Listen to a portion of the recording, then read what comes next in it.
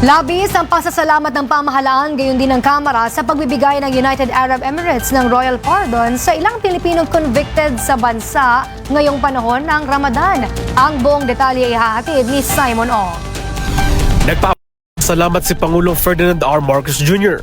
sa United Arab Emirates o UAE dahil sa pagbibigay nila ng clemency sa higit 100 convicted Filipinos ngayong holy month ng Ramadan. Ayon kay Pangulong Marcos Jr., ang pagbibigay ng UAE ng pardon ay magdadala ng pag-asa sa kanilang pamilya at isa itong refleksyon ng matatag at espesyal na partnership ng dalawang bansa. Kaya naman, malaki rin ang pasasalamat niya kay UAE President Sheikh Mohammed bin Zayed Al Nahyan.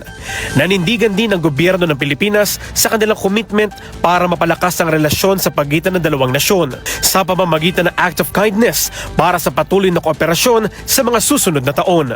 Samantala, nagpaabot din ng taus-pusong pasasalamat si House Speaker Martin Romualdez kasama ang buong Kamara dahil sa royal clemency na ibinigay ng liderato ng UAE sa mga Pilipino convicted sa bansa.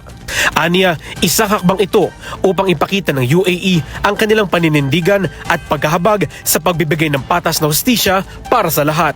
Dagdag pa ni Speaker Romualdez, mas napagtitibay nito ang pagkakaibigan ng dalawang bansa. Gayun din ang kanilang kabutihan sa mahigit kalahating milyong Pilipinong naninirahan at nakaaambag sa lipunan at ekonomiya sa naturang bansa. Mababati nitong nakaraang taon, hindi bababa sa 140 Pilipino ang nabigyan ng pardon ng UAE sa panahon ng Eid al-Adha at higit 200 naman noong kanilang National Day.